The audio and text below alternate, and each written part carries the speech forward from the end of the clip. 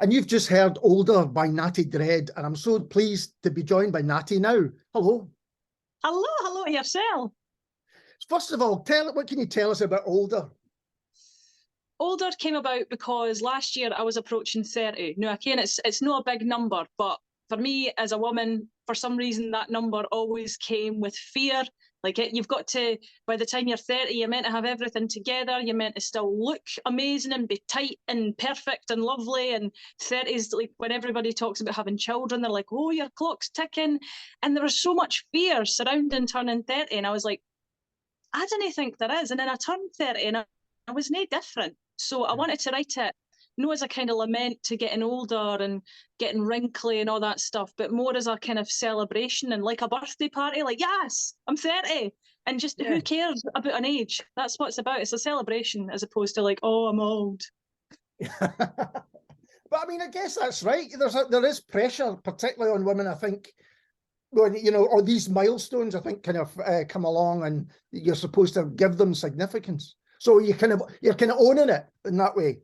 I am. I'm like, Kim, what? I'm 30. I'm still the same height that I was when I was in my first year of high school, which is slightly embarrassing. But do you know what? I've learnt loads. I'm certainly no wiser. Definitely less sexy, but I'm owning it. I'm 30. I didn't care. And on the sound itself is quite a big sound. And I was wondering, have you got a regular band that you play with, or is it session musicians? How does the song come together? Well, the boys that I got, who I was very lucky to get, are two boys called Kieran and Ben, and they were in a band together before they met me, and they work as session musicians and producers in their own right. So I was blessed to have gotten them, but right now they kind of act as like we are a band, and hopefully that doesn't change anytime soon. But when I wrote the song, I knew in my head it was just me and a guitar and Pro Tools, and I had very little knowledge of what I was doing. But I knew I wanted the sound to be big, so I was like hitting the guitar to pretend it was a drum, and then they put it all together, and with a band it became more of an anthem. So the song is meant to kind of punch you in the face, respectfully. It does that. I think it is a proper anthem, and I think it kind of matches the subject matter as well from how you were describing it before. You've released quite a few singles now. Is there any thoughts of maybe doing an album together or doing something like that? Well, there's going to be an EP in the summertime because I am going to be playing Transmit for the first time, headlining Transmit, and I'm equally excited and equally kicking myself. But we wanted to release something around the summertime to get everybody excited. So there is an EP coming out, and Older is going to be a part of that. Mm-hmm. So yeah, there are going to be some releases happening soon. Okay, mum's the word. You're doing, as well as Transmit, you're doing quite a lot of festivals in the summer, aren't you? Belladrum, Glastonbury, Kendal Collin, Fresh Air Fest, Transmit. We just did Teddy Rocks a couple of weeks ago, which was like the start of the festival season, and I'm still picking mud out of my boots, so it's definitely festival season. But yeah, we're doing a load of festivals, and it's different this time, because last time I'd done it was my first run of festivals, and it was all solo, but then it with a band is so much different. You've just got there's a different feeling on stage, and I'm just chuffed that I've been asked to do it. So I'm excited to spend months hovering over Portaloos and surviving on nothing but coffee. And I take it you really enjoy playing live. I mean, that's coming across. Did you enjoy it more with the band now than you do solo, or is it just dependent? I like performing any chance I get, whether it's in a library, on a stagecoach bus when I was 3 years old, just any kind of performing I love doing. But with the band, it's certainly a different feeling. You feel like you're part of a family, and you're all working together to create this sound, and it's just a lot more fun. I mean, I love playing solo, but playing with a band is just, I feel like I can move a bit more, I can be myself a bit more, I can jump around, and it's just a bigger sound. So performing live, I've always loved, but in the beginning I was terrified because I'd never played with a band before in my life, and knew I couldn't imagine not doing it. It's interesting. I went to see someone live recently they were doing their song solo, but usually they're in a band, and that terrified them. You know, they were looking for their pals on stage. And it was, she was really quite nervous playing. And you've played in front of some big crowds, I'm taking it. You know, you supported Tidelines Simply Red. What do you prefer? I mean, does that scare you more, or is the intimate gigs more kind of frightening? I like them both because they both sort of suit me in different ways. If it's an intimate gig, then I get to sort of stand and see everybody in the crowd and chat to them, and I could talk until your face went blue. So I like getting to know everybody in the crowd and talking and having a laugh. But then in a bigger setting with a live band, it's just you're creating a bigger moment. So it's like that. So I'm kind of lucky and fortunate that either or, I'm happy. I'm kind of comfy. I'm always comfy on stage, no matter what I'm doing. That's like my happy place. But yeah, the first opportunity I got to do a support tour was with Tidelines, and those boys kind of took me under their wing and let me perform and warm up their crowds, which was so nice of them. And their crowds are amazing. And then I toured with Newton Faulkner, who is my hero. And then I got to open for Simply Red, which was my biggest crowd to date then. And that was, all right, I was peeing myself a wee bit for Simply Red, I'm not going to lie to you, right? Because I seen the size of the crowd, and it was in Princess Street Gardens, and it was just me on stage with a guitar. But a couple of songs, once I got out there, I was fine, and I still managed to talk a load of rubbish, even though it was like 2,000 people. So you've got Newton Faulkner, you've got Mick Hucknall, you get yourself. There's a kind of theme going through here, the kind of charge of the redheads. We're coming back in a big way, right? Listen, I know it's summertime, but we'll be there with Factor 50 on, right? Our big bucket hats, we'll be there. And who influenced you? Look, you said that you were, I don't know if you were serious, but you were singing to a stagecoach when you were 3 years old and entertaining them there. When did you start kind of getting into music? Was it right from the beginning? I tell this story all the time because it's absolutely true. My mum said that when I was born, I sang before I spoke. It was this old Disney film called The Aristocats, and the wee cat, she sits on a piano and she does that little dummy, dummy, dummy, dummy. That was the first thing I ever sort of verbalised, was that song. And then ever since, I'd be on buses singing songs to everybody against their will. And then I'd be on the train going to the zoo singing again to everybody against their will. Before I was even in nursery, I'd gone to a school talent show because my sister was in it. And I saw everybody on stage singing. And I goes like that to my dad. And I said, I want to sing. And he's like, well, you can't, because you're not even enrolled in the bloody school yet. And I said, I want to sing. And so he has to go out and ask your boy to let me sing. And I goes up on stage, and of course I'm giving it Twinkle, Twinkle. So I've always enjoyed doing it. And I don't think that's going to stop anytime soon. I just like making an arse of myself.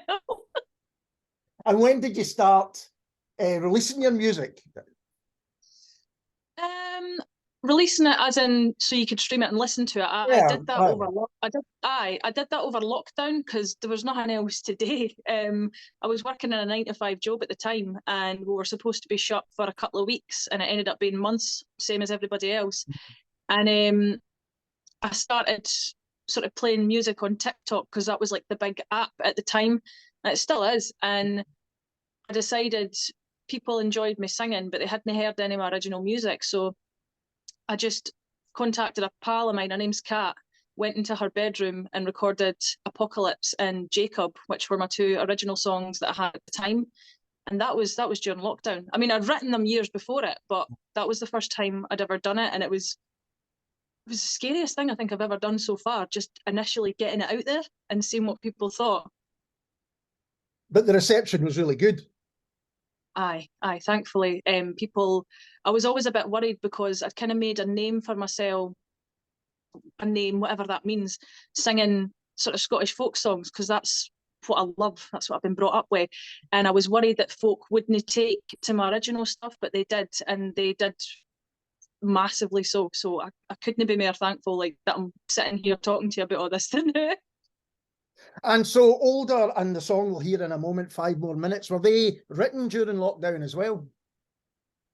Not during lockdown. They were written a little bit later down the line when I got picked up by a manager and I started really sort of getting in and writing and sort of understanding how to write songs. I'd always written songs, but now I kind of knew the formula a bit better, and I knew that I wanted to be totally honest in all my writing. And yeah, I wrote them further down the line, and do you know what's really annoying? Right? I'm just going to get on maybe whatever you cry at high horse soapbox. Go for it. Is that you agonise over songs, right? Say you spend 6 days writing one, and then you spend 5 minutes writing the other, and then you give people a list of songs, and they pick the ones that took 5 minutes. They're always the best ones because you're not really agonising, you're not overthinking it. So that's something I've learned. Don't overthink songs. But 5 more minutes took about 20 minutes, and older took about 5 or 10 minutes to write. So it's weird how that works out. That's interesting. Don't you think that is? Is it just, you think it comes to you rather than having to work on it as such, when it's kind of inspirational? Or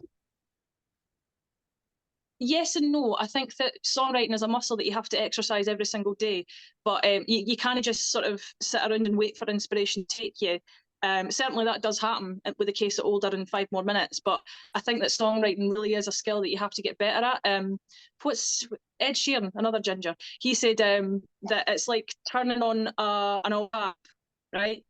And eventually it's going to be some rubbish water and brown, ugly, dirty water, and then eventually it'll run clear.